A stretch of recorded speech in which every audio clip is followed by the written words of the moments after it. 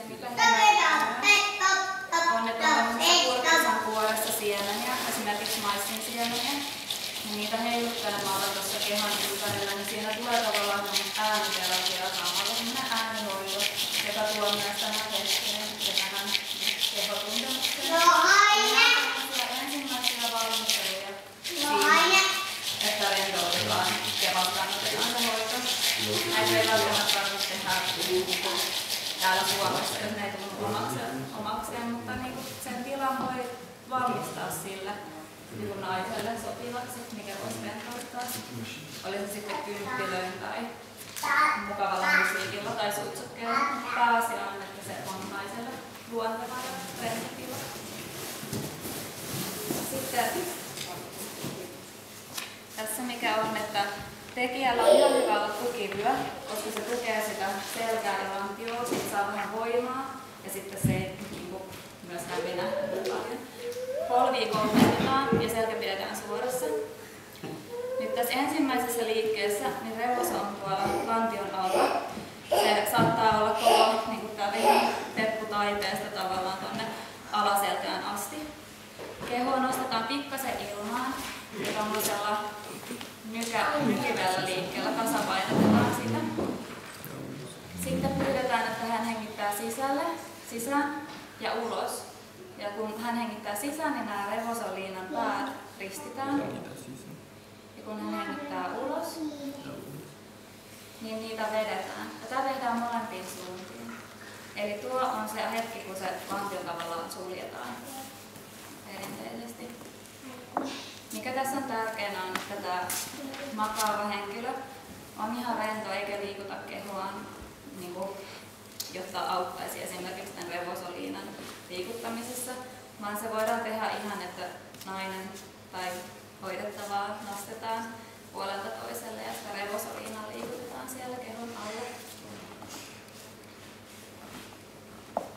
Jos tämä tehdään synnytyksen jälkeen, niin siinä on tietysti tärkeää, että se tuntuu hyvällä ja ylipäänsä aina kun se tehdään, että se tuntuu hyvällä. Että jos on ollut esimerkiksi, että ei ole vielä ihan palautunut, niin näistä kaikista täytyy olla aika hellä. Että jos siellä on nyt vaikka tullut rekeämiä tai muita, että se tuntuu sitten kuitenkin hyvältä kaikki liikkeet.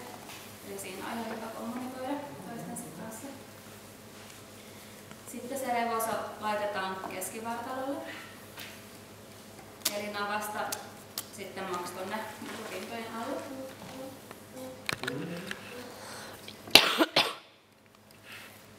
Ja tehdään sama. Nostetaan hieman ja tasapainoisesti vedetään puolelta toiselle. Tässä saattaa nainen haluta nopeampaa tai hitaampaa, että se on hyvä kommunikoida, mikä tuntuu hyvältä.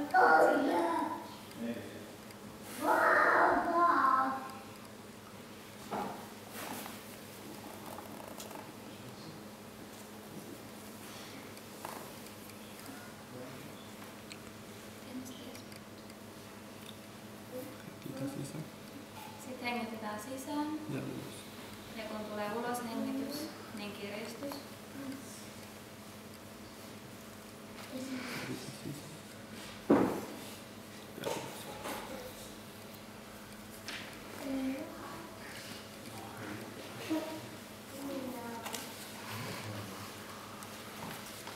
Eli tätä hierovaa liikettä käytetään usein synnytyksessä esimerkiksi, että voi olla pakaroiden takana alaselällä, joula tai kätilö tekemässä tätä liikettä. Ja se itse liike ja rentouttaa. Ja myös sitä kautta niin se kipu tuntuu, että se lähtee häviämään. Missä asennoissa synnyttäjän on hyvä olla? Ja kun siinä on, se riippuu aina, että missä paikassa esimerkiksi tuntuu kipua tai että tuntuu jännitystä jossain, että sitten aina sitten voi olla esimerkiksi etunoja asennossa, mutta sitä voi tehdä myös istuvalleen tai seisaalleen. Tai sitten, jos on niin sellainen hetki, että tuntuu hyvältä tässä tämä revosa on laitettu olkapäälle ja sitten rintakehälle. Jos tämä tehdään silloin lapsivuoden aikana, niin sitten jos on esimerkiksi maito noussut justiin, niin siitä se on ihan hyvä huomioida, että jos tuntuu tosi aralta naisen rinnat, että sitten sen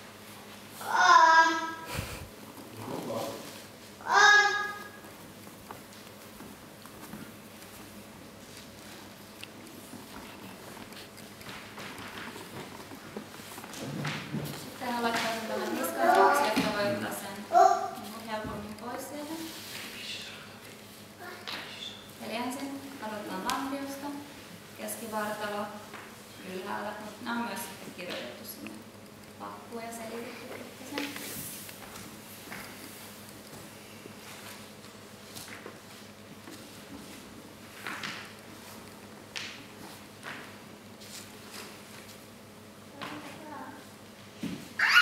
Sitten se voi laittaa vähän kapeammaksi sen revosan ja ottaa sen tuolta kainalon alta tuohon niin hartialle ja olkapään yli.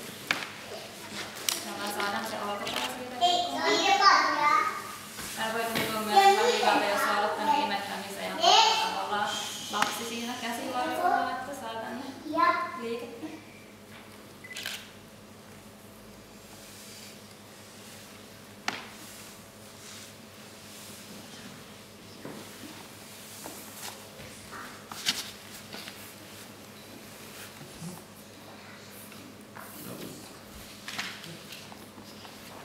Puedes hacer un poquito más rápido para que no mojen.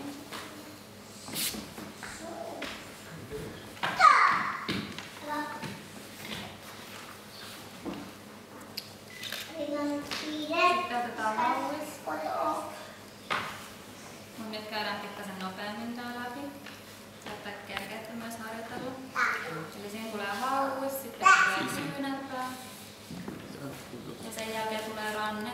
Ja kun ollaan ranteen kohdalla, niin siihen uloshengityksen aikaan, kun se suljetaan, niin siitä voi myös tehdä semmoinen, siitä voi tehdä semmoinen kevyen nykäisen taaksepäin, suoraan niin käden linjassa. Sitten tehdään sama toiselle puolelle.